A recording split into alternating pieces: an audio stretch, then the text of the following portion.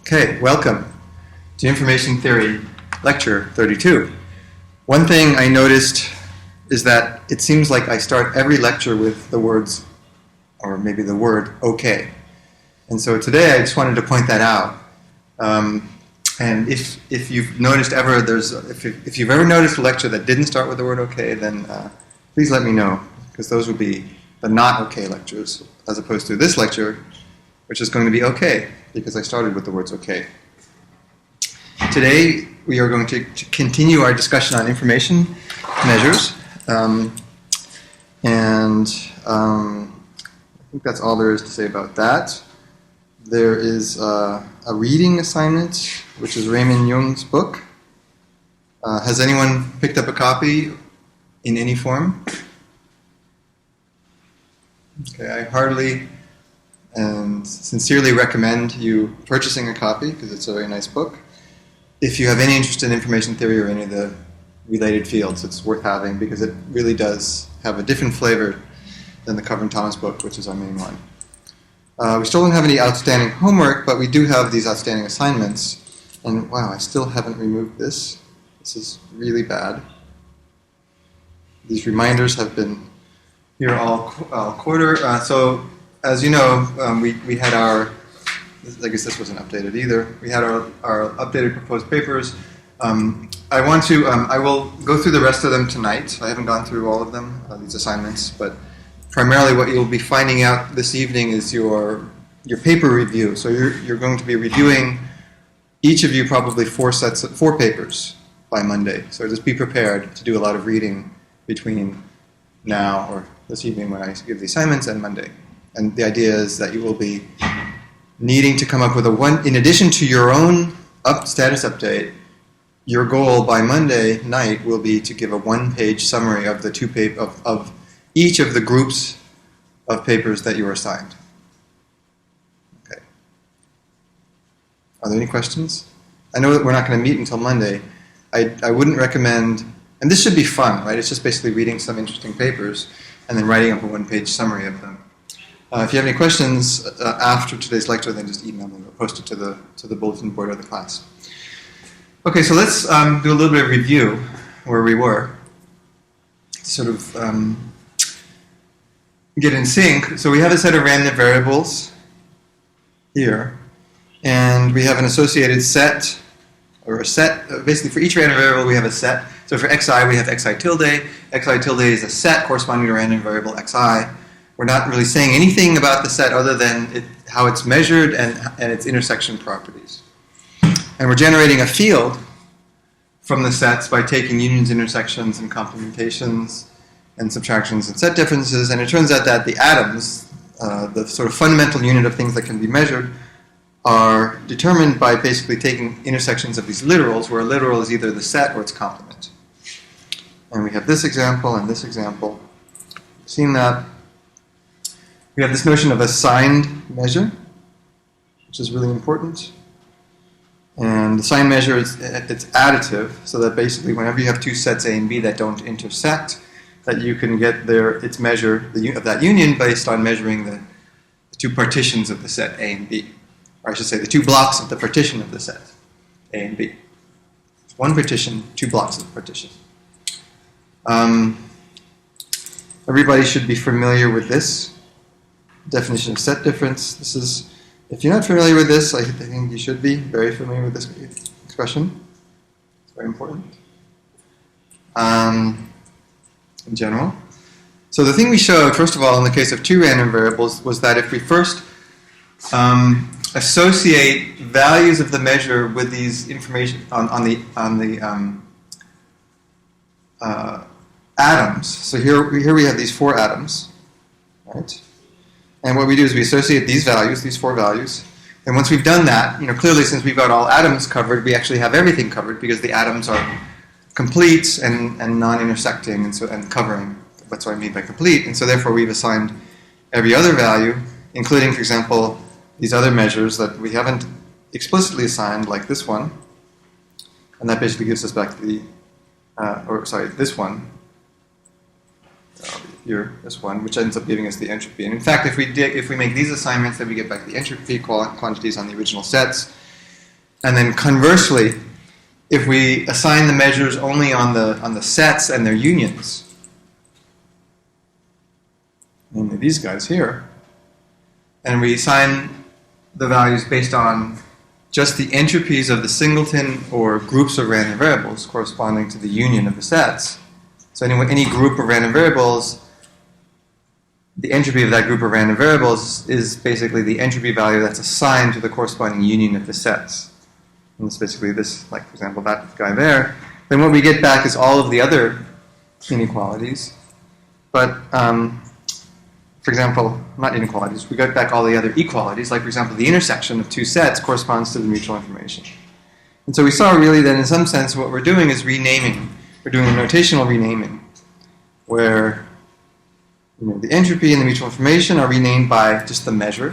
And so this sort of unifies the entropy and mutual information. It's just a measure. Right? It's just a measure of a bunch of sets. And we have other notations for comma and semicolon and vertical bar.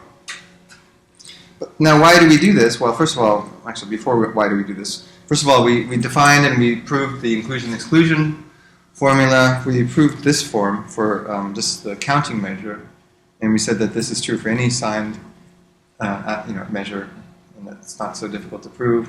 We also mentioned this sort of dual form, which I think you can imagine it's also not so difficult to prove.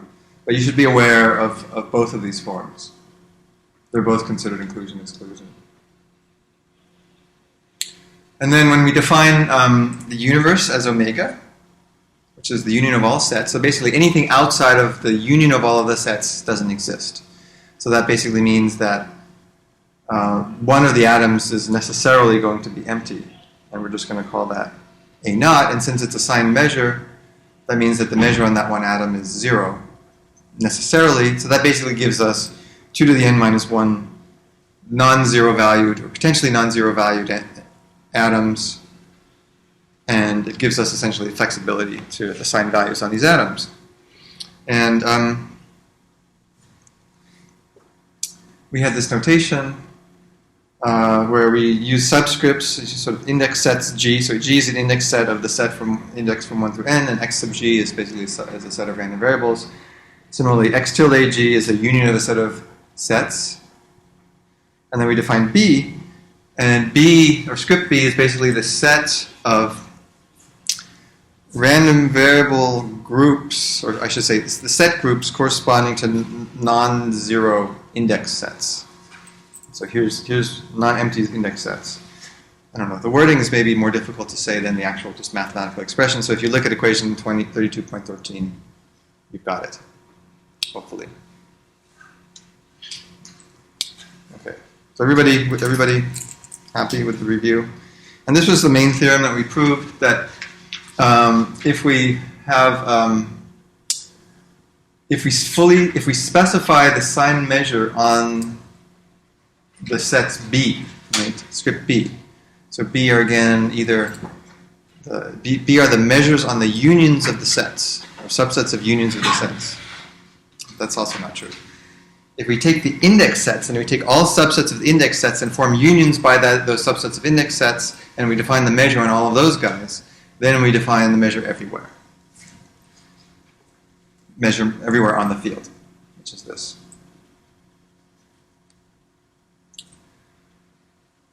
So is there anything else we want to review here? Let's see.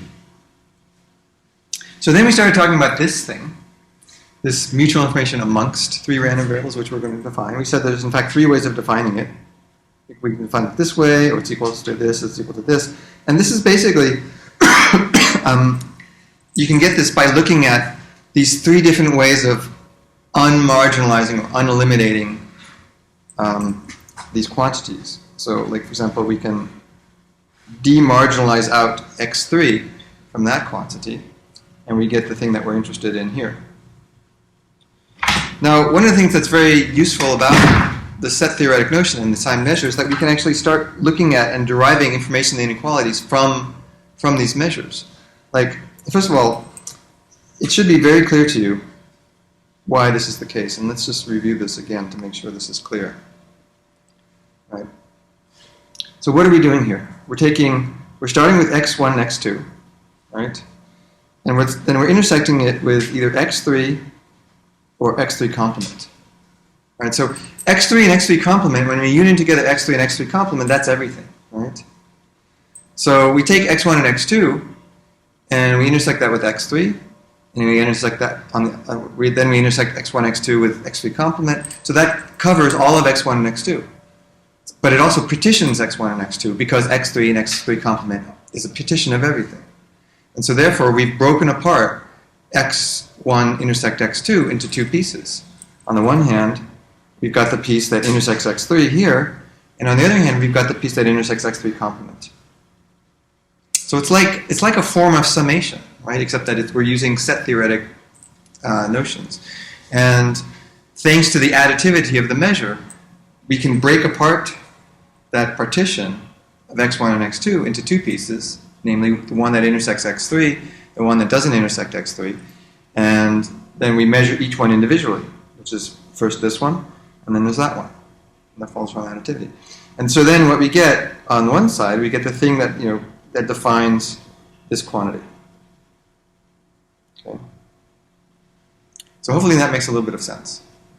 But then the next line, what we do is we do the same thing again here, except that in this particular case, we're starting with x1 intersect x3, and we're demarginalizing x2. And in the third case, we're starting with x2 and x3, x2 intersect x3, and we're demarginalizing x1. Critical point here is that in each one of these expressions, we get this thing, we get the thing that we want. And they all basically give us an equivalent expression for this guy up here. So that's interesting. It means that there's sort of an interesting symmetry. And that also justifies, this notation that, you can swap, there's a symmetry here in that we can swap x1, x2, or x1, x3. They're all the same.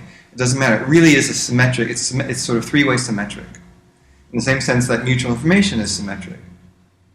Right? Mutual information, you can swap the arguments and you get the same value. Conditional entropy is not symmetric, but mutual information is. Entropy with commas are symmetric. So like the comma operator is symmetric, the semicolon operator is symmetric, even when you have more of them, and the vertical bar operator is not symmetric.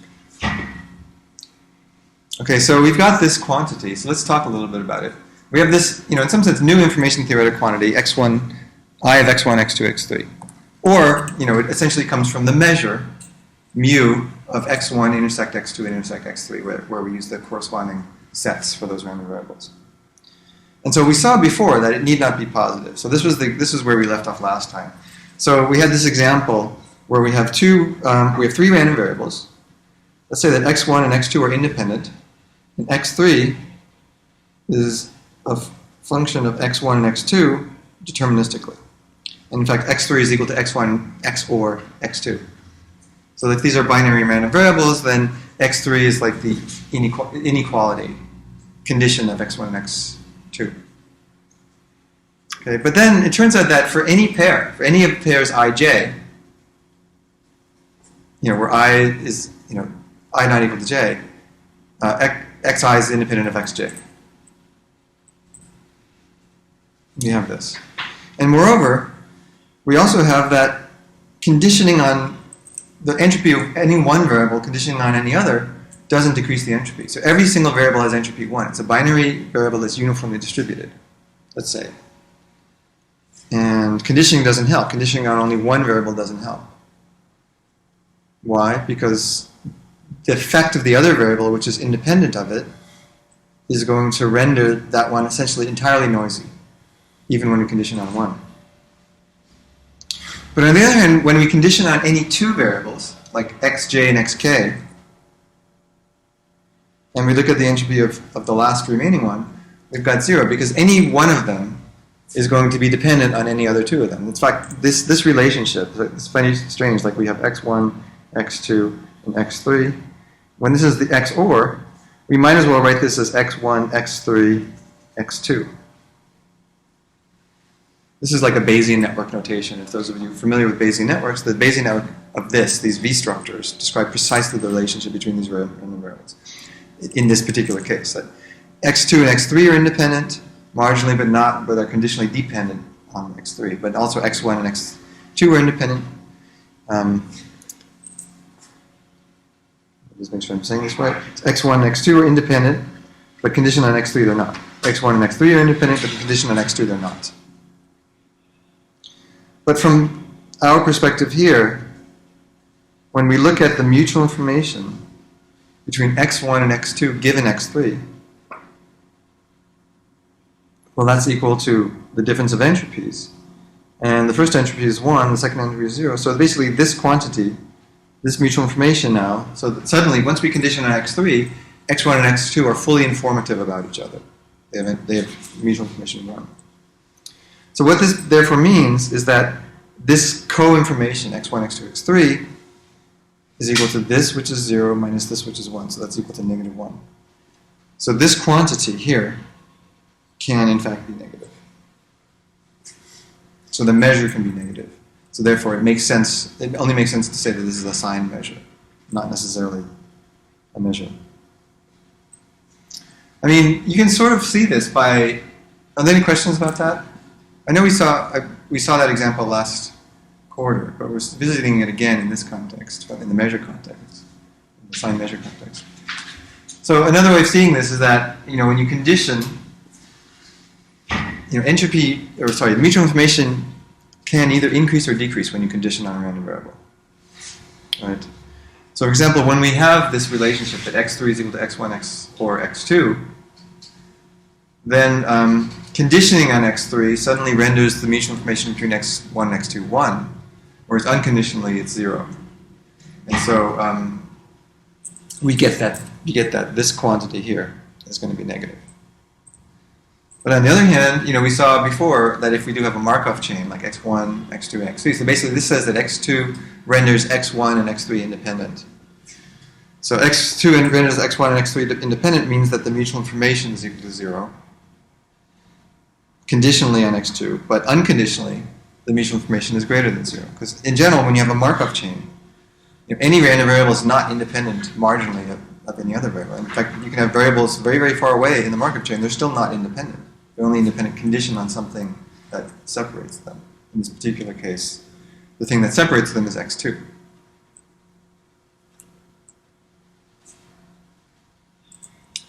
So these two examples show when this quantity can be positive or negative. So everybody remember this picture? So this is the Venn diagram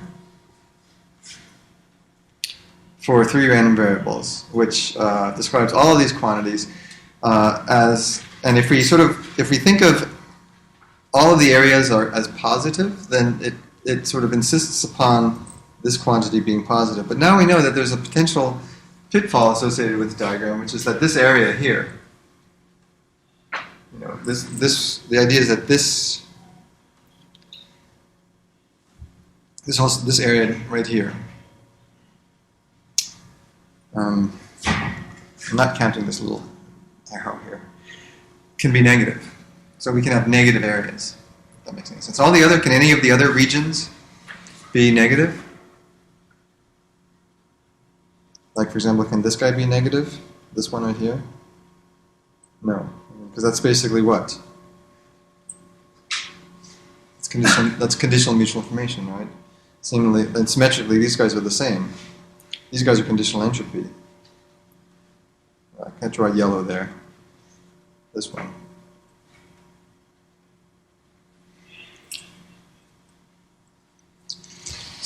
But then when you look at this, if we look at this picture, we can view this quantity, x1, x2, x3, as in some sense the form of information among, the information that's common amongst the 3 random variables. It's the center of a flower.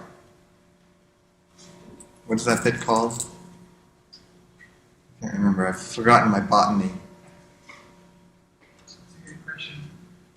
It's not the petals, it's the stuff in the middle. There's a name for that, but we're not in, we should be in, we're not in other departments. So, but it's kind of an interesting idea because we talked, it's sort of the information that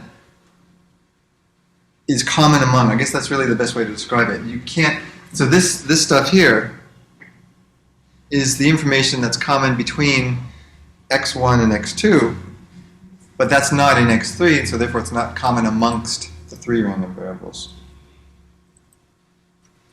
So here's another way of looking at it. Here's the quantity, x1, x2, x3, the information common among three random variables. So here's one of our definitions.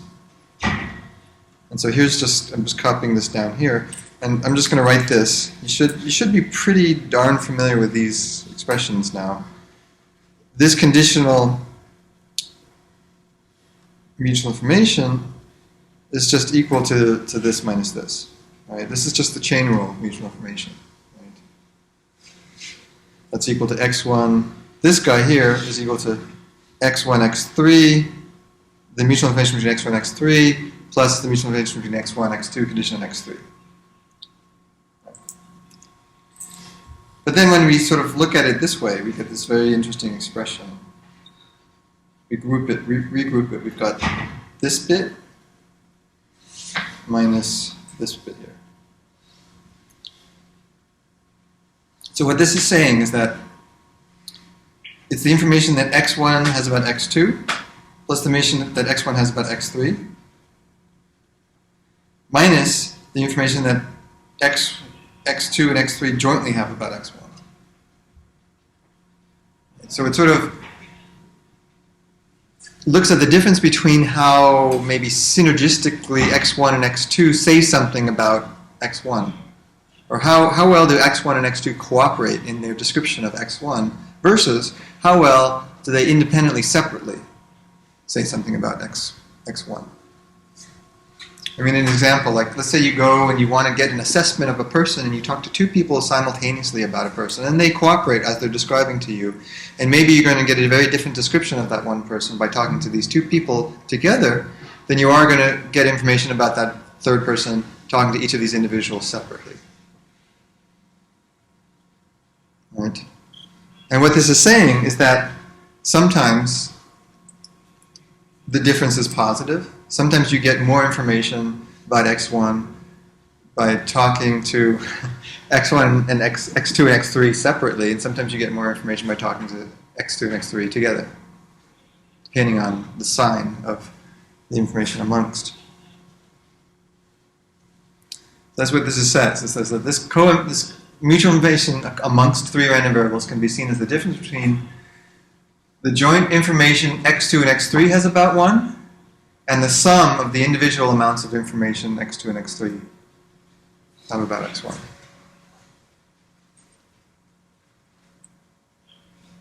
So that may be an interesting interpretation of this.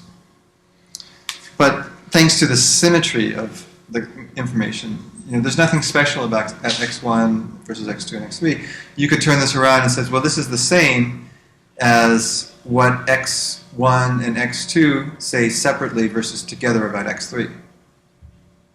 So there's no, and vice versa, and so on and so forth for all permutations. Now, you might ask, are there any questions about this? This is in some sense very basic because it could follow on from what we talked about at the beginning of last quarter, but it's not typically described in early information theory courses. There's another alternative to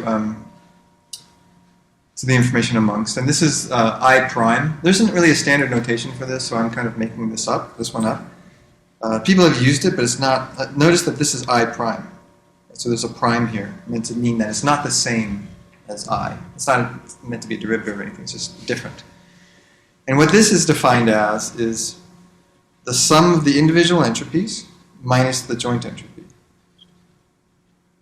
And you can write this in another way is by saying, it's basically the sum, expected value of the log ratio between the joint and the product of the marginals for three random variables. So this seems like a a nice generalization of mutual information, because if there were only two random variables,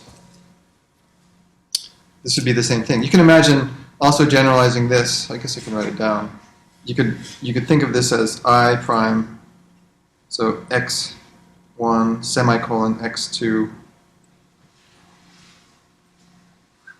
semicolon xn as equal to the sum over all x01 through n, probability of x1 through n, times log of the probability of x1 through n, divided by the product for I, probability of xi.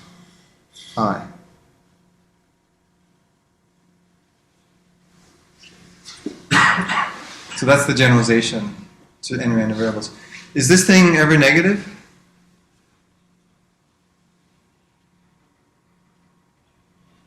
Raise your hand if you think it can be negative. Raise your hand if you think it's never negative. So why is it never negative?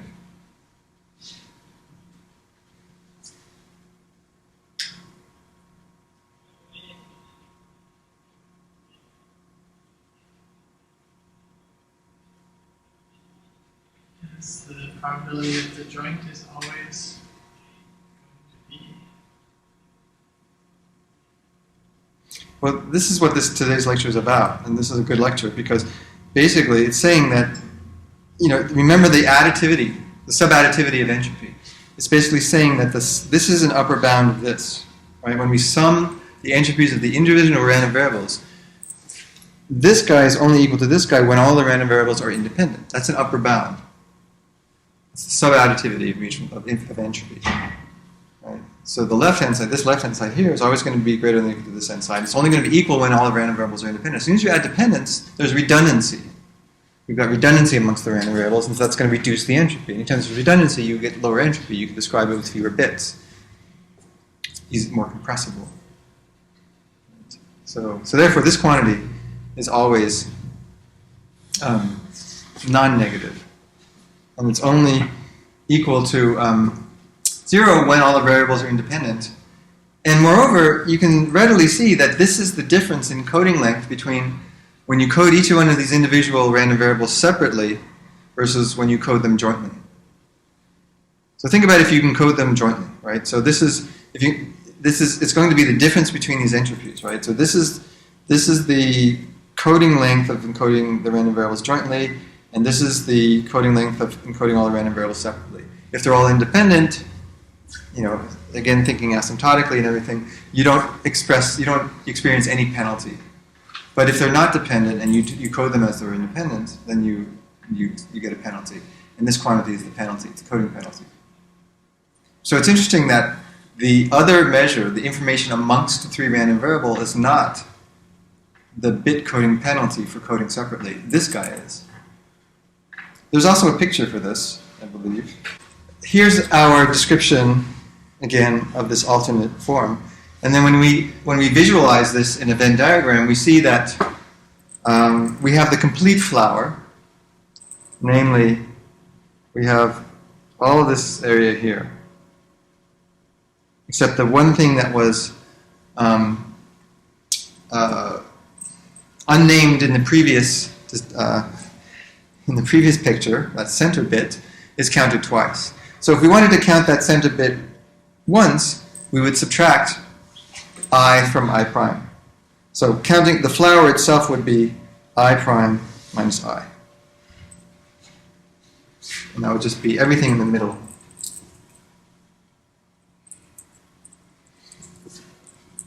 Okay. So a couple of sort of applications of this. I mean, you might think, well, where has this been used? This measure has been used, at least as far as I know, twice in the literature.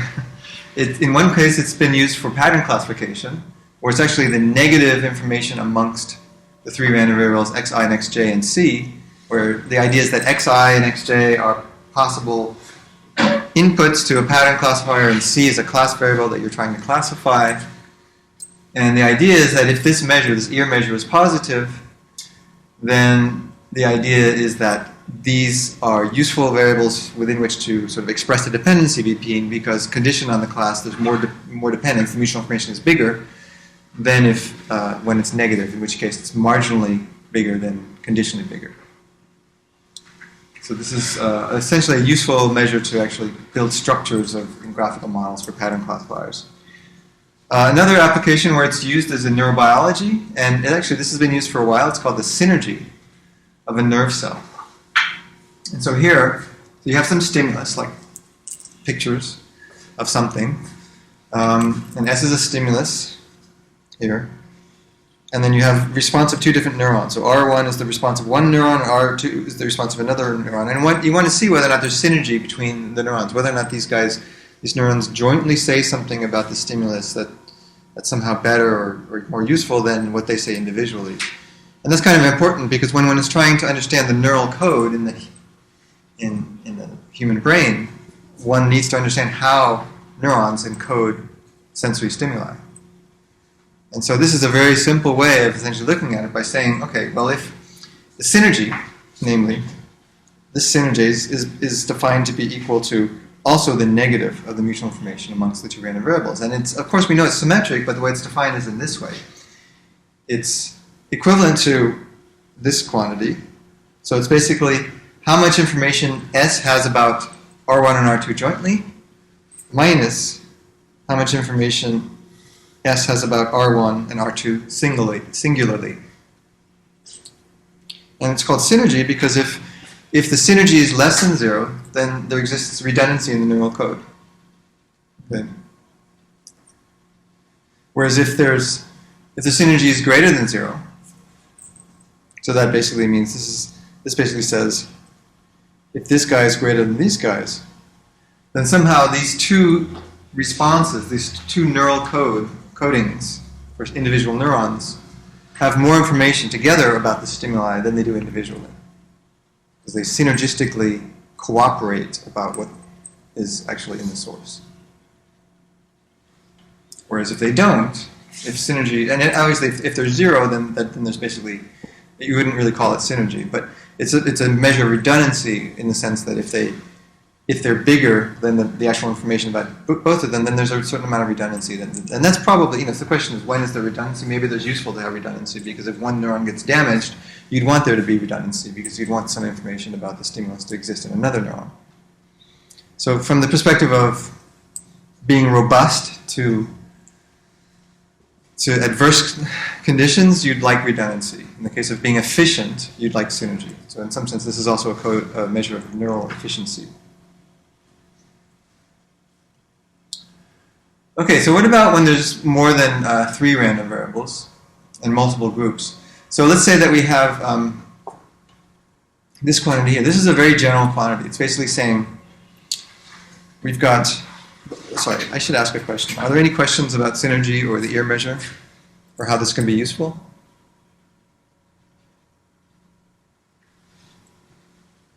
Okay, let's move on.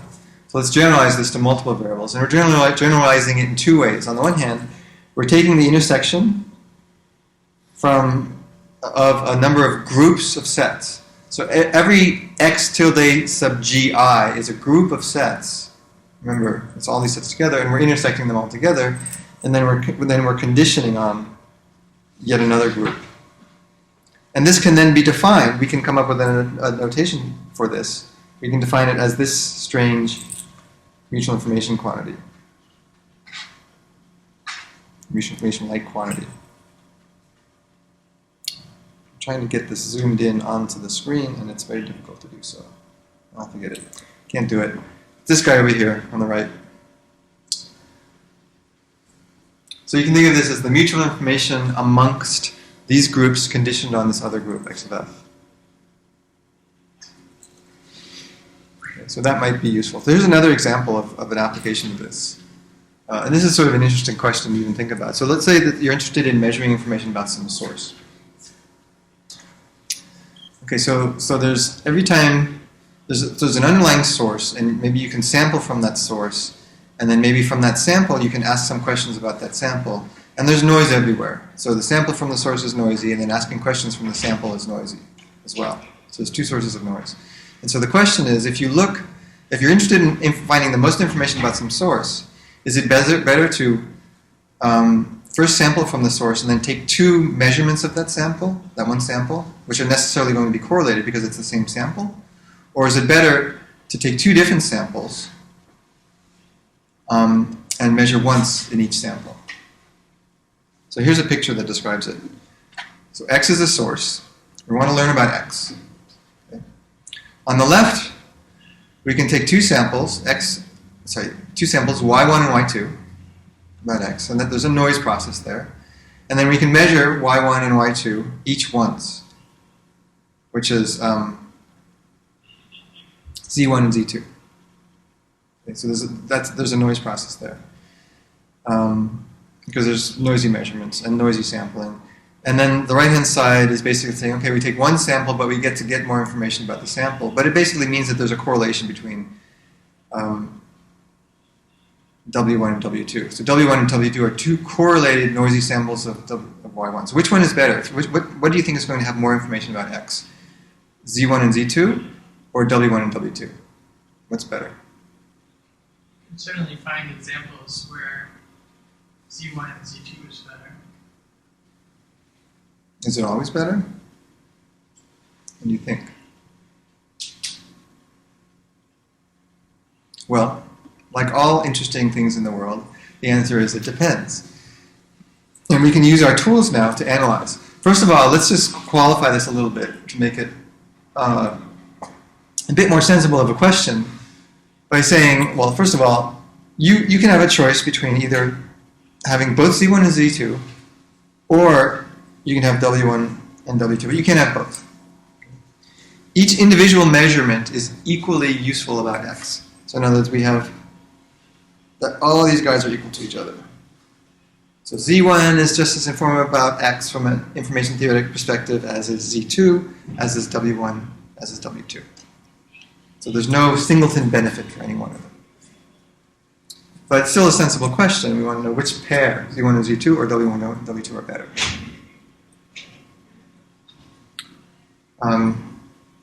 And this is a real thing. Like you might have a picture sent from Mars or something. It's very expensive to take and then communicate the picture, and you want to do like two extremely computationally intensive analyses of this picture, or is it better to spend the resources to get two pictures sent from Mars and then do one computationally expensive analysis on each of them? Another example is population theory. So when you're testing about an instance of some sort of disease in a population, these are real things. So you can actually just draw one person randomly from the population and then do two separate, potentially very expensive and invasive medical procedures on that one individual. Or what one can do is instead draw two samples of a population, separate individuals, and then do one expensive, possibly invasive test on that individual each. I mean, there's costs associated with these, right? And so you want to weigh the costs versus the benefit. We're not talking so much about the costs. We're talking here about the benefits. So each variable is individually equally useful, right? About X. And so the idea of whether or not correlated sources are better or not depends on entirely the following quantity. This is saying the mutual information between X and Z2 given Z1 is less than or equal to or greater than the mutual information between X and W2 given W1. So like we've got Z1, how useful is Z2? Well, that's measured by this thing here. On the other hand, we've got W1, and how useful is W2? That's dependent on this thing here. And which one is bigger is the thing that determines which procedure is more useful.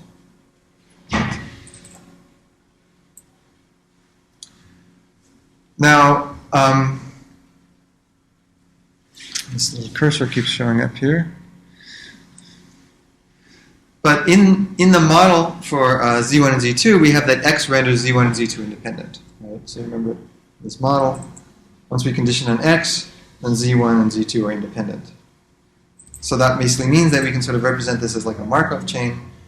This is like a Markov chain here. And so then when you have a Markov chain, then conditioning the mutual information between x and z2 only decreases when we condition on z1. Remember our properties of Markov chains? So that if we don't condition on z1, then the mutual information between x and z2 increases. But that, we know by assumption, is equal to this. It's the same, individual measurements have the same value. So therefore, sufficient condition for this, where this refers to this quantity here, this is this bit. Sufficient condition for this to be true is that, you can't really see it here, but I sort of, we have this quantity, which is sort of very, very barely drawn here. It's actually this bit, which is equal to this. That has to be less than this quantity here. So in other words, we know that this bit is true because of the Markov chain property. We know that this is equal to this, and the sufficient condition for that to be true is really this part here.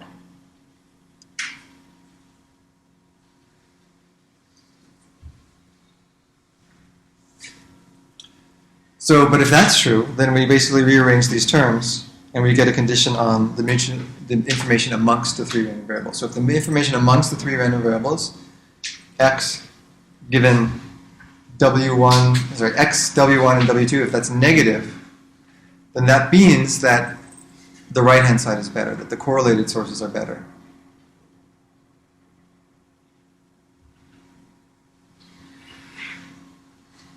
Right. And remember that notion of synergy before, right? Synergy was the negation of the information amongst the three. And so this basically means that there's synergy, that W1 and W2 synergistically express information about X. So this corresponds to positive synergy, or negative synergy. But there are other examples of this as well. And if you want an exercise, you could, for example, find examples where XY are either Z channels, and YZ and YW are binary symmetric channels. I mean, these actually can potentially be channels. And in fact, when we start talking about network information theory, these type of diagrams will become much more prevalent, like when we start talking about this next week. And so these quantities, these information amongst multiple random variables, become more important. And gaining an intuition about this quantity here is important. We're going to say a little bit more about it, I believe. But let's take a break now, since it's break time, and come back in a few seconds. Okay, so let's continue forward. The question we want to ask really is how far can the pictures go from the perspective of essentially proving a lot of these inequalities using the pictures. In 2 dimensions, or I should say with 2 random variables, we can use that Venn diagram pretty readily. With 3 random variables, we can do okay as long as we're willing to acknowledge that this center quantity can potentially be negative. And so we need somehow to show that, area might be negative, and maybe you could add labels like -1 to this to indicate that it's negative. But the question really, one thing to note is also about this is that each one of these regions, namely like this and this and this and so on and so forth, correspond to an atom in our original sort of measure theoretic description of these quantities. And moreover, that whenever we do a complementation, 2 atoms, the 2 corresponding atoms are neighboring, are adjacent to each other in this figure. So for example, like if I take x3 and this guy, this one that's in yellow, and I take its complement, then the corresponding region, let's say that if, for example, we're looking at the mutual information between, let's say the information amongst the 3 random variables is this yellow quantity, and if we take x3 complement, then we get the green quantity, and so that's a neighboring region in this picture. And in general, when we want to have more than 3 random variables, you can't really do that. You can't display the information in a diagram that is perfect in this fashion, because you would need n minus 1 dimensions. You could do it, like, for example, in 3 dimensions to have neighboring regions adjacent, but you can't any longer in 2 dimensions do it because of this constraint on the number of dimensions. Perfectly, by the way, just to make sure that you know what I'm talking about, means that atoms are necessarily adjacent in the diagram if it's the case that the only difference between the atoms is one complementation of one of the variables. So here's one atom. Let's draw it in yellow. And here it's complement, where the only thing that's different is that we're drawing x3 versus x3 complement. So here's an example. I mean, but the point is that when we have 4 random variables, we can't project it down to 2 dimensions and have that property. So therefore, that kind of makes the picture a little bit strange. And here's an attempt to display this almost perfectly. So you can see that we've got the 3 circles, and then we have this strange kidney bean-shaped thing. I'm not sure what that is. And one of the so these are all of the atoms. All of the atoms are there are one contiguous region, but there's a problem, which is that one act of complementation leads you to 2 atoms that are non-adjacent. Can anyone spot them? Spot the 2?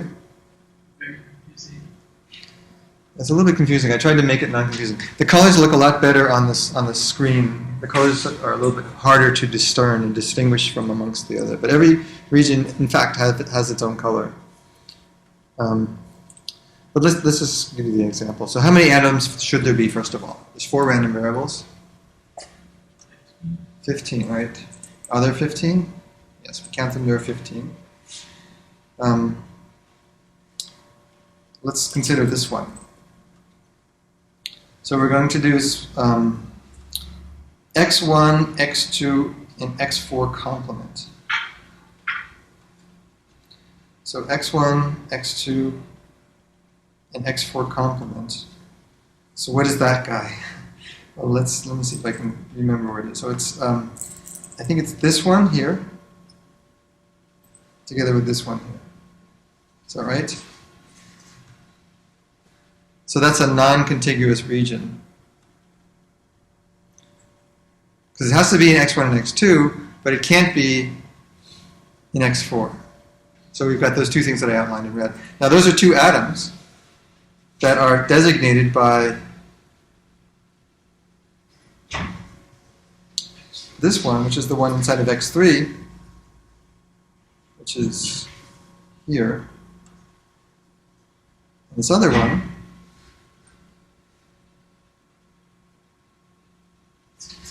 which is x3 complement, which is there. What a fantastic figure, isn't this? What do you like better, the computer generated or the hand drawn? It's hard to tell the difference, isn't it? You could draw it on a donut. If we don't, even a torus, we don't call them donuts in this department. But you can see that this becomes very, very complicated very, very quickly. And if we were to try to project, this is only 4 random variables. If we were to try to project 5 random variables down to 2 dimensions, then we'd get all kinds of non-contiguous atoms, and it wouldn't any longer give us a nice intuitive way of proving theorems. So the pictures really only go so far. You have to use, can't use the geometry.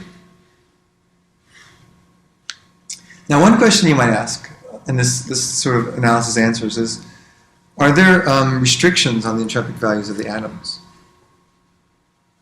Like, what do you think? Like, is there any, like we know, we know the following. We know that the atoms are not defined based on the entropic quantities of the random variables. It's the unions of the sets that correspond to the entropic values of the random variables, right? The entropies of the random variables and the joint entropies of the random variables. So you could start by setting a set of random variables, and then defining these B's, these script B's. Does that restrict the set of values that could possibly be defined on the atoms? And that's what we want to answer next. It turns out that the answer to that question is that there's no restriction. That the measures can take any non-negative value on the atoms due to the flexibility of the independent random variable. So in other words, here's an example. So without there being any constraint on the random variables, so just any set of random variables, we can define a measure to take on any set of non-negative values on the non-empty atoms of the field. Okay, so how do we do that? This is a very simple, it's more than a proof sketch, it's less than a proof. We associate the atoms with a set of mutually independent random variables. And so any random variable xi has entropy equal to the sum of its atoms, right? But the thing is, because these are sort of mutually independent random variables, we can actually set the entropies of these random variables to anything, right? And because they're independent, there's no intersection, and so that means that the atoms themselves can take on any value we want. Okay?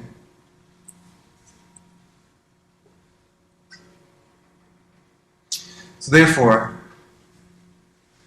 the non-empty atoms can take on any non-negative value we want. So there's not really any restriction here, but on the other hand, what if there are restrictions? Like, this is where the pictures, we might say, okay, well, pictures are done for.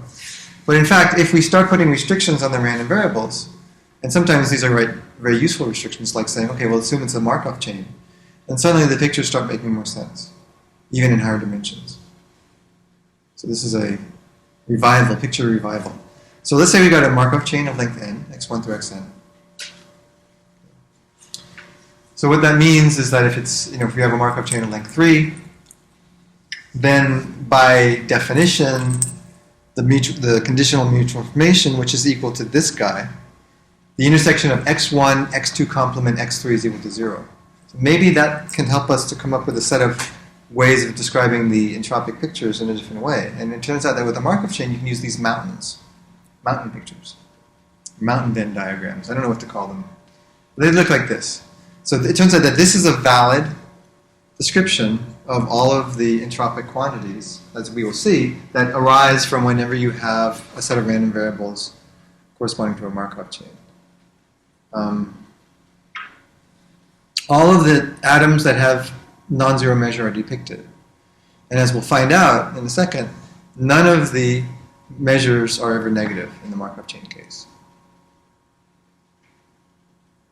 So for example, this one that we saw, x1 intersect x2, x intersect x3 complement. So if we look at that, so x1 intersect x3 is this bit down here, right? But if we take x2 complement, that gets rid of it. So it's empty, so it's 0, it's measure 0.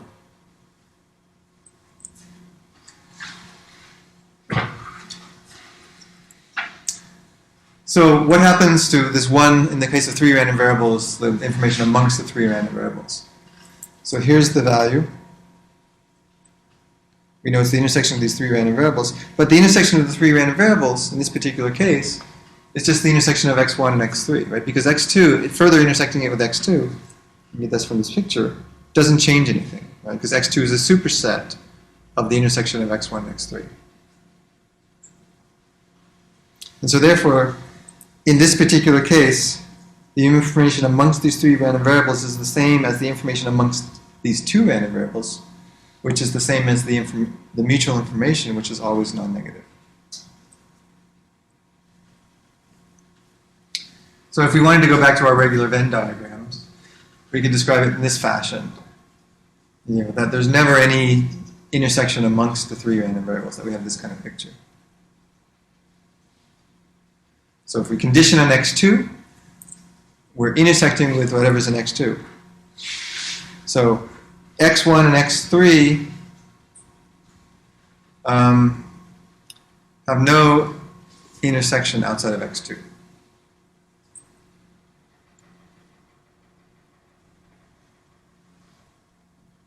But this picture itself doesn't generalize nicely to more than 3 random variables, but the mountain pictures, it does, as we'll see.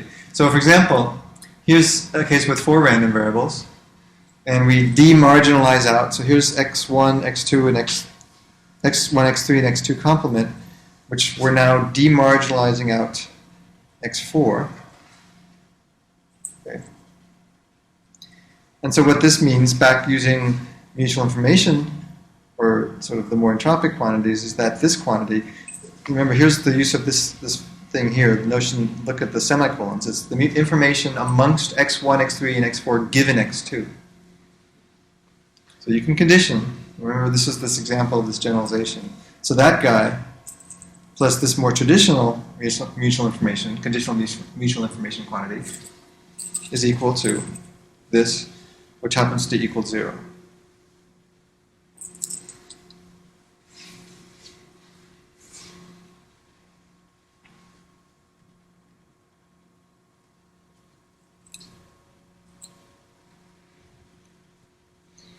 And so here's the mountain picture for it. So we have 4 mountains. So remember, we're not saying that, say, x1 and x4 don't have an intersection. So in other words, x1 and x4, the 2 extreme points on the Markov chain, can still have some intersection. So that means that there's still some information about that. But what's interesting about this is it says, well, that's going to be less than this value, and that's going to be less than, this is going to be less than this value, and that's going to be less than this value, which is going to be less than this value. So we suddenly get all these inequalities as a result, just by looking at set intersection and set theoretic quantities. And here's some examples of doing that. So here are the atoms. Shall I zoom in on this? So like, for example, A. A is equal to, this region here, is equal to the entropy of x1 conditioned on everything else. Okay. It also happens to be equal to the entropy of x1 conditioned on x2. And the way you can see that is, well, if I take the complement of, say, x2, which would be everything except for this value, and intersect it with x1, that would be the same as taking the complement of everything and intersecting it with x1. So we get essentially the same value, same area. We still get the region A. So that's just a simple inequality you get from just looking at the picture. Or simple equality you get from looking at the picture. In case B, so B is going to be the mutual information, this is this region here. B, oops, what's happening? We are delayed. Did you see all that other stuff? I wasn't looking at the screen. I was looking at this. Did you see the markups for A? Did you guys see that? Okay, good. B, let's talk about B now. So B is the mutual information between x1 and x2 given x3 and x4. So why is that? Well, we first intersect x1 and x2, and when we intersect x1 and x2, we get this region here. But now we condition on x3 and x4, which basically says, okay, we need to take the complement of x3 and x4, which basically means we have to get rid of all this stuff here. And we're left back with B. But if we condition on x3 or x3 and x4, it wouldn't make a difference, because if we then take the complement of just x3 or the complement of x3 and x4, it's going to be the same. So that gives us another equality. So in other words, that says that, for example, this guy is equal to I of x1, x2, given x3.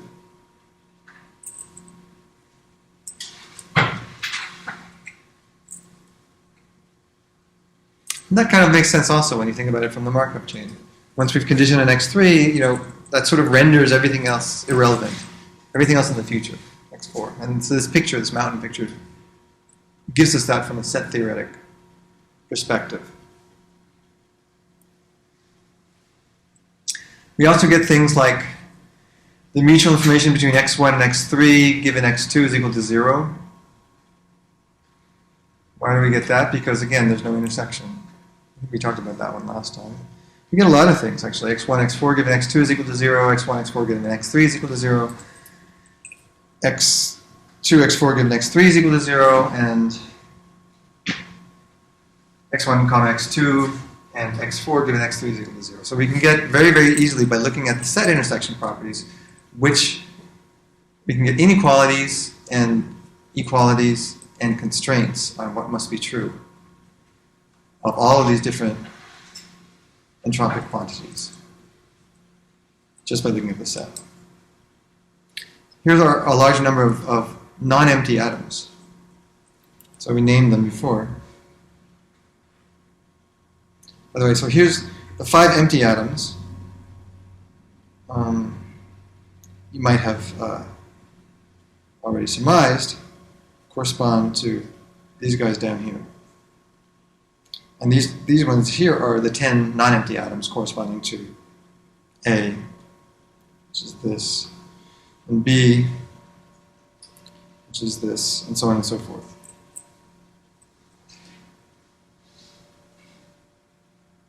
And the reason why they're non-empty is because they've got non-zero area. Anything that's not there, all the additional atoms that are not shown by the mountain picture have 0 area, and so they have 0 measure. So one thing to note about this is this following theorem, which is that whenever you have a Markov chain, the measure is never, ever negative. And that's because all of these information quantities amongst a set of random variables are never negative. Those are only the ones that are potentially negative. And when you have a Markov chain, it's never the case that it's negative. And it's interesting, and I mean, this is, for example, not surprising that in the example, so remember the example that we showed before when we had a negative,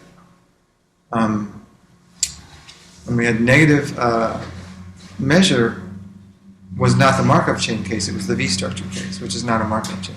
That's where it's independent marginally but conditionally dependent. Or the case that things are synergistic. So synergy happens in the non-Markov chain case. I mean, and this actually makes it, I mean, I'm not going to go through this, but it actually makes it possible to prove things like the concavity of entropy, the convexity of mutual information for fixed P, and the concavity of mutual information in P for fixed conditional, P of y given x. I don't know if this is useful to say, but this is just a brief aside. So if you ever have trouble remembering the mutual information's concavity or convexity in the different arguments, here's a very simple way that you can remember. This is like going back to last quarter. So first of all, you remember the following. You remember that entropy is always concave in P of x. And you remember that by just remembering this figure. Right? So entropy is concave. Then you move on to mutual information, and it turns out mutual information is also concave in that same quantity, holding P of y given x fixed. So if you just remember that entropy is concave, then the mutual information is concave in exactly the same thing if you hold the conditional fixed. And then what's remaining, if you hold the conditional P of y given x, if you hold P of x fixed, then if you vary P of y given x, then it's convex in that quantity. So just by remembering that the mutual information is concave in exactly the same thing that the entropy is concave in, with the acknowledgement that in the mutual information case you have to hold the conditional P of y given x fixed, then it's easy to remember what the mutual information is concave is what the mutual information is concave in and what the mutual information is convex in. Because at the top of it, so next time you're at a party, say it's Saturday night, you had a couple of beers, start a conversation with somebody, and the topic comes to convexity and concavity of mutual information. And even after a couple of beers, you might forget. This makes it easy. It's beer proof. I'm not sure if you've had 9 or 10 beers, you might get this wrong. But after 2 or 3 beers, you're safe. This is 2 or 3 beers safe way of remembering things. So, like I said, that's an aside.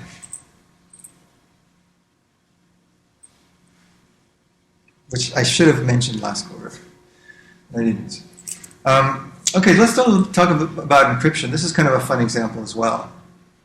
I mean, a lot of, if I was a cryptologist, I would probably have been giving lots of examples in cryptology throughout the entire course, and I haven't been doing that. But I think this is a nice and fun example that uses the information measures. Cryptographic problems involve things like you want to send some information from here to there, but you want to encrypt it. And you want to make it such that it's hard to decrypt it. It's hard to have a man in the middle who can discern what the message was. And you can actually use information theoretic quantities to describe the constraint on what you want to have happen. So the idea is like X is some message you want to send, and you want to send it over to Y, and Z is maybe some password. So X is called the plain text, Y is called the ciphertext, and Z is a password. And so what we really want is to have happen is we want the mutual information, if these are random sources, we want the mutual information between X and Y to be small, if not zero. Because if the mutual information is big, then with the ciphertext it will be easy to deduce what the plain text is. Right? So we want this guy to be small.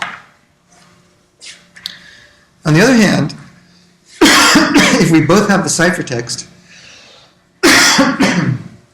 voice, but I came prepared this time. If we have the ciphertext and the password,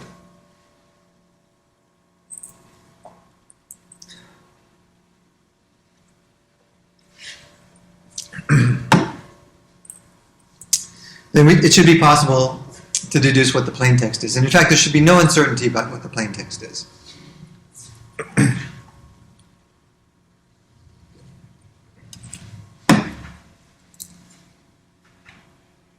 So another way of saying this,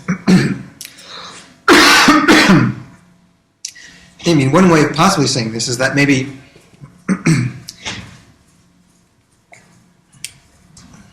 X and Z, we had this model before where X and Z were independent, and Z sort of disturbs the relationship between X and Y such that if we know Y, X becomes independent of Y, but as soon as we know Z, then X and Y become dependent again. And so this is one possible idea, one possible way of expressing this. But maybe there's other ways as well. Just one second.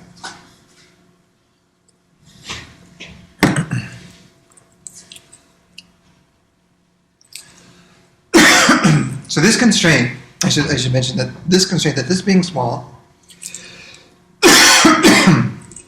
and this being 0, these constraints here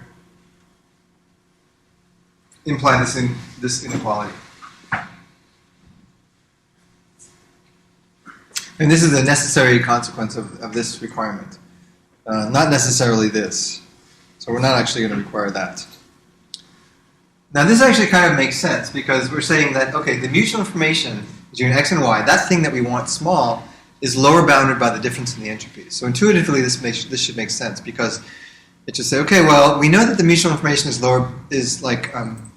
we've got, it's lower bounded by h of x and lower bounded by h of y. But what this is saying is that the lower bound is h of x minus h of z, and saying that if z, we want this to be small, and if z is very, very big, like let's say that z is the password, and if z has as much entropy as x does, then that basically makes it possible for the mutual information to be very, very small. In fact, you might, if you really want to have a good password, let's say you want to encrypt an email message, then your password, what this says, is your password should be just as long as your email message. Long passwords are good. Right? Now, in general, nobody's willing to accept a password that's as long as the message itself. That would be very hard to remember. But that's what this lower bound says. Now what we want to do is we want to use the information measures to derive this equation. This should say 32.17 here, down here. So how do we do this? Well, let's consider this diagram. It's 3 random variables, which is good, so we can still use the diagram.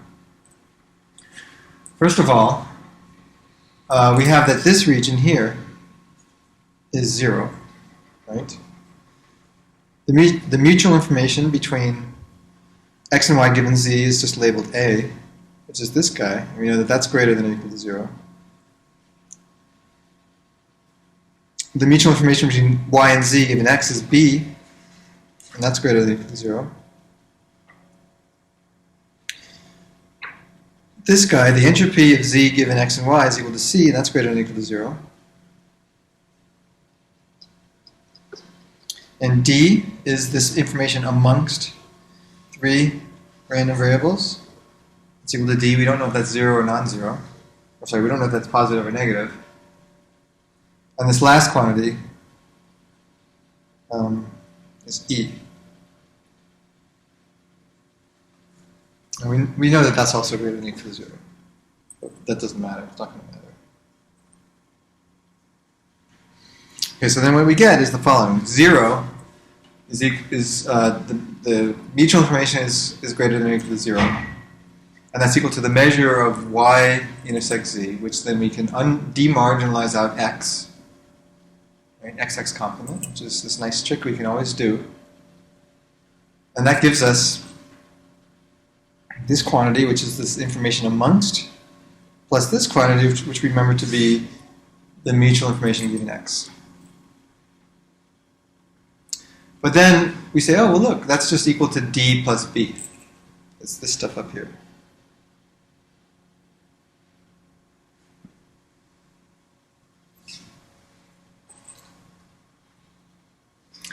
So what then that immediately gives us is this inequality, that d is greater than negative b.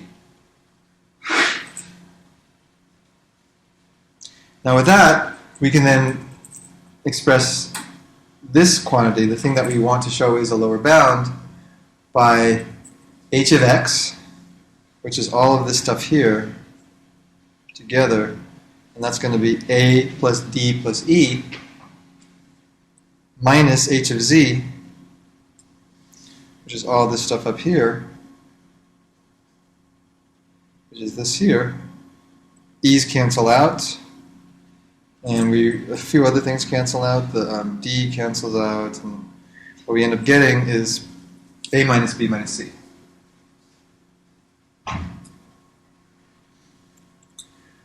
So then what we get is that this mutual information quantity that we care about, the mutual information between x and y, is equal to a plus d. It's this guy, which is greater than or equal to a minus b. That's using this inequality. And that's greater than or equal to a minus b minus c, and we use the fact that c is greater than or equal to 0 to get that guy. But then we have the expression, oh, look, there's the thing we care about. There's a minus b minus c, that's equal to that, which is equal to that. So, I don't know, is this easier? I think it's easier. Oftentimes you can reason about these things very carefully just by using the measures and maybe sometimes the pictures. In this particular case, we were able to use the picture to prove it.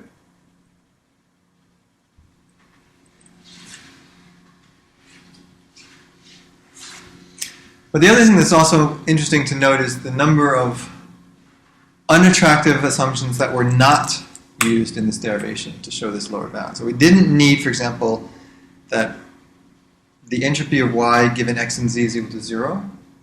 And so what that means is that y can still be a random function of x and z. And maybe that's good because, we can still have some randomness. Maybe for the same y and z, we might still have some random jitter or random noise. We might get different random ciphertexts for the same, file and password. So it doesn't disallow randomness to encrypt. And then secondly, it didn't require that the password and the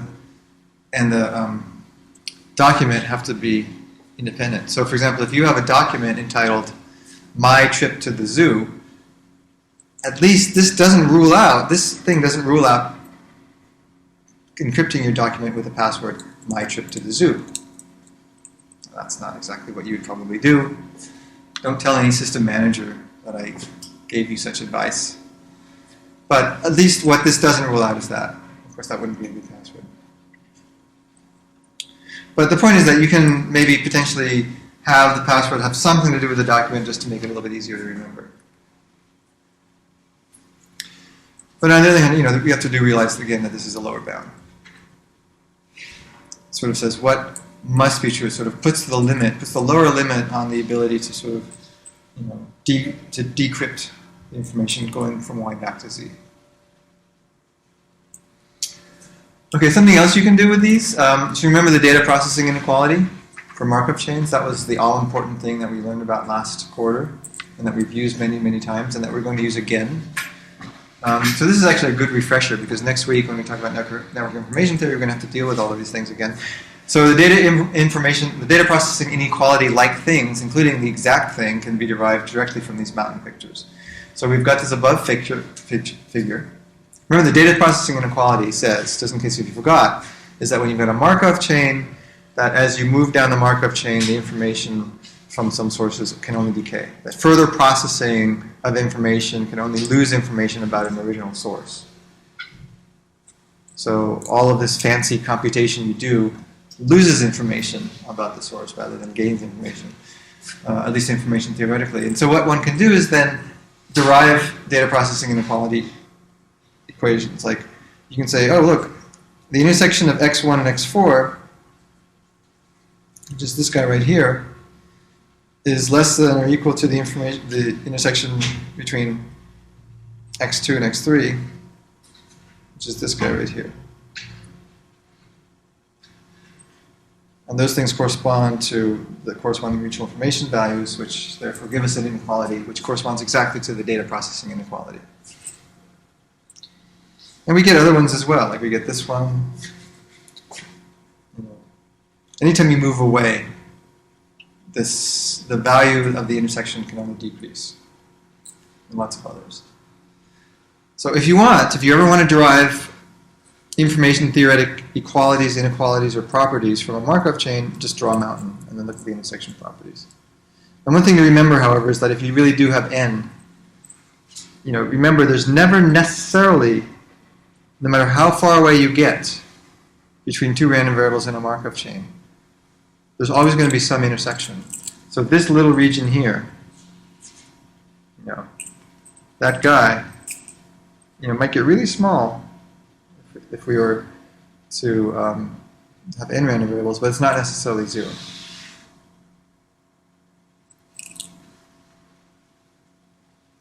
Everybody with me on that?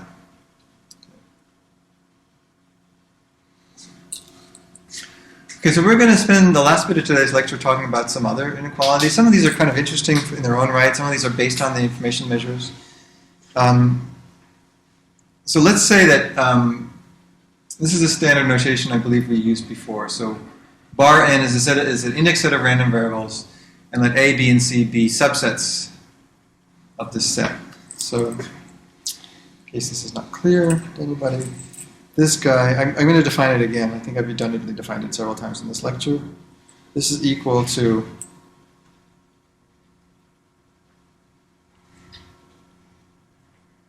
the integers between 1 through n. So, and we've got 3 arbitrary sets A, B, and C, and we're going to let alpha be equal to A union C and beta be equal to B union C. Now, when we have conditional mutual information, we have the following form. So the conditional mutual information between XA and XB given XC is going to be non-negative. We know that. And that's equal to the difference of entropy quantities, which is equal to this quantity. Now, everybody with me on this? Everybody should be very happy. Okay, we're not doing anything, we're just saying this is just what we know. This is just the definition of conditional entropy and conditional mutual information. And let's write this in a slightly different way. So x of A, this quantity here, x of A, x of C is the same as x of A union C. Because if we have some random variable, so we're not requiring that A and C be non-intersecting. They might have some index in common, but if we have that random variable appearing twice in the entropy quantity, it doesn't matter, right? It's still the same entropy. So let's just collapse all common indices down to 1, and instead just have x sub the union of the sets, right? And similarly, we have x of union of the sets, the entropy of x of B union C. Okay, and that's, and then x of this guy is still the same. And then For this one here, we just take the union of all three of them. Okay. Anybody see where we're going with this?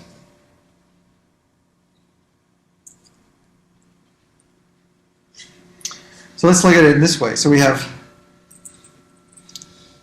these, this is the same, this is the same. What this is basically x of A union C union B union C. So that's a nice way of describing it. This thing here is just equal to C, right? Because C is equal to A union C intersect B union C, right?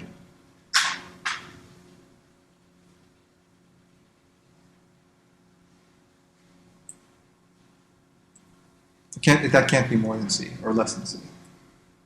Right.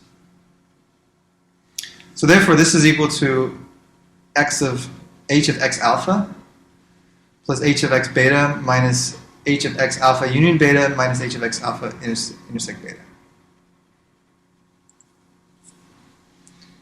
And so this actually proves this inequality for the entropy function. Basically says, oh, because we've got this thing is greater than or equal to 0, when we just rearrange forms, we basically say, let's define any function of this form. F of xa is equal to, f of a is equal to the entropy of the random variables indexed by the set A.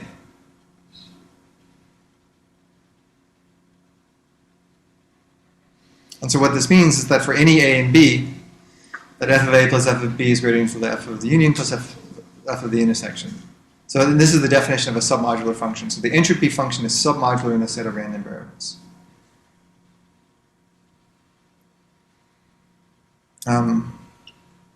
Now, you might think, this is somewhat fundamental, right? Because what we've started with is this quantity here, right?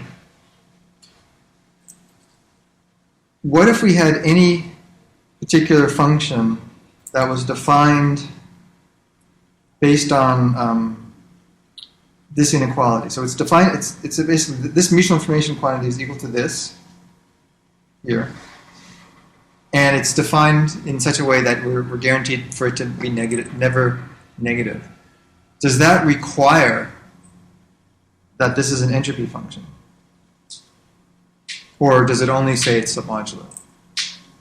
So you might think, can entropy functions represent all submodular functions or not? Or are there some submodular functions that are not entropy? Let's make that a little bit more precise. Let's further qualify what we're saying. It's like we know the entropy function is 0 on the empty set. Right? So that means that f of the empty set is 0. We also know that the entropy function is monotone, non-decreasing. So if we add random variables to the entropy function, this is the entropy on discrete random variables, right? So if we add random variables, the entropy function can't be decreasing. We're not talking about continuous entropy here. So entropy is a monotone, non-decreasing function of the set of random variables, right? And so if we say, let's ask this question now that I just asked.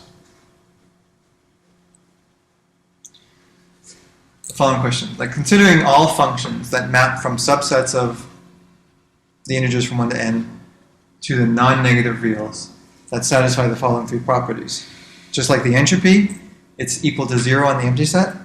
Just like the entropy, it's monotone, non-decreasing. And just like the entropy, it's submodular.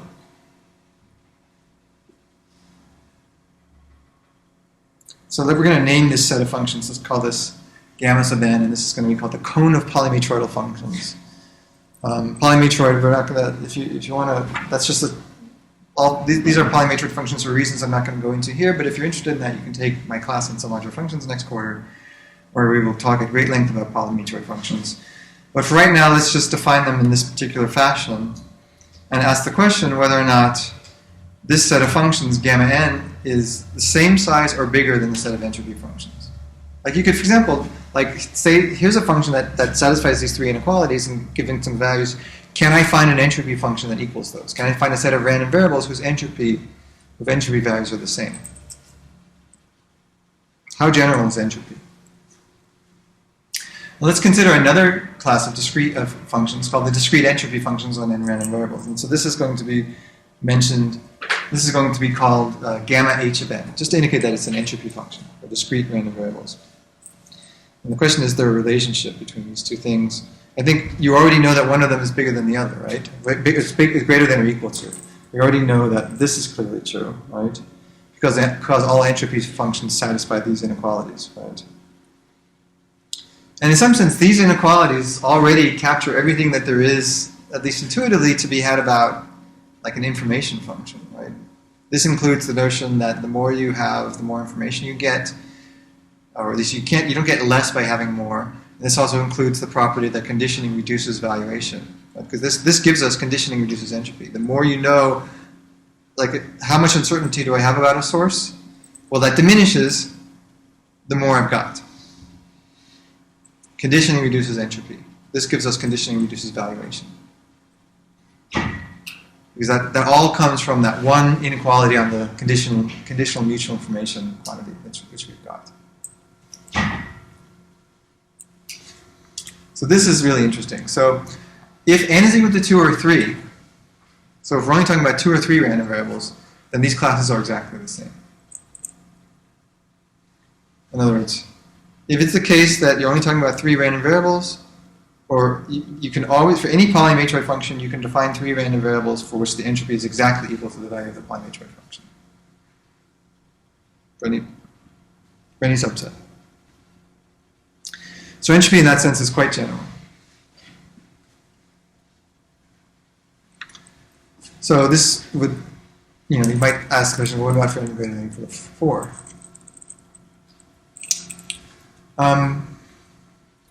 This would be really nice because it would mean that all of these functions that we know, there's a huge class of submodular functions and subclasses of submodular functions, many of which I'm going to talk about next quarter.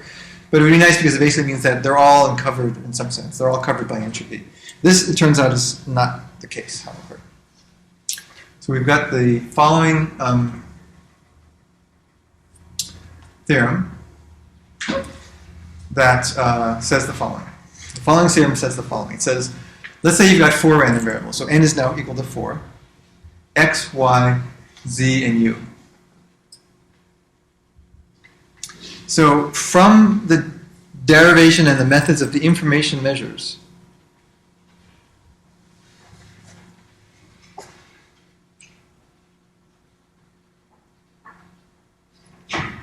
we can derive these inequalities. So let's just define this quantity called delta.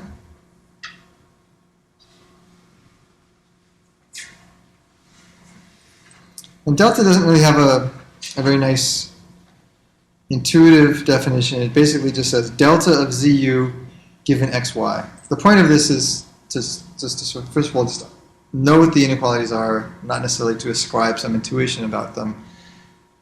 Oftentimes because they're not necessarily particularly intuitive, but this is equal to this mutual information minus this mutual information minus this mutual information. So defining delta in this way, then we have the following inequality. We've got this delta is less than this whole stuff here. Now the one thing to note about this first inequality is that on the right-hand side of the conditioning bar here,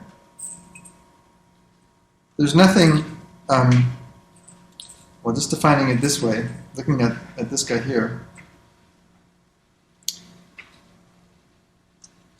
If we swap x and y, like if we swap the values of x and y here, we're just changing the order of these guys. We're subtracting them off in a different order. It doesn't actually change the values if we swap x and y. Right. So that basically means that on the left-hand side here, we can, without changing anything, swap the order of x and y. But notice that on the right-hand side, we get something very different if we swap x and y. So notice that this guy doesn't matter if we swap x and y. This guy very much does matter if we swap x and y. And these guys both matter because this one's a plus and this one's a minus. Right?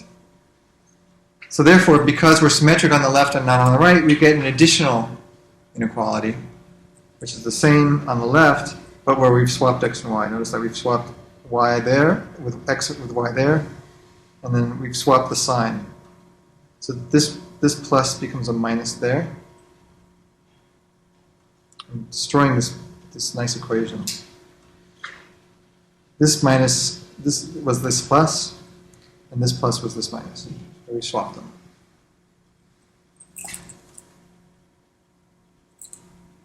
So then what we do is if we average the two things together, we average the left sides and the right sides, we get a whole bunch of stuff that cancels out. Like this cancels out with this, and this cancels out with this. And what we're left with is this final inequality, which is maybe a little bit simpler. But the point is that this is actually true of entropic quantities. This is an inequality that's true of mutual information. Now it's a complicated one, but it's one that's correct. Okay.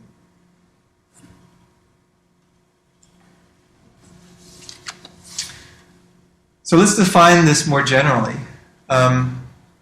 And this is delta ij given kl, which is, this is the delta function, but we're just making a shortcut by defining it based on the indices rather than the actual random variables. And so if we do that, we can define this class gamma tilde 4. This is for n is equal to 4. It's basically saying for all permutations, we have that inequality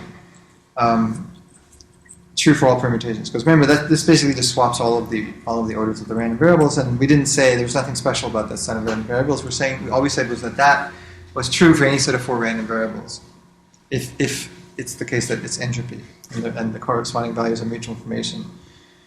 And so what we ask for is that inequality to be true for any permutation of the set of random variables. That's all this means.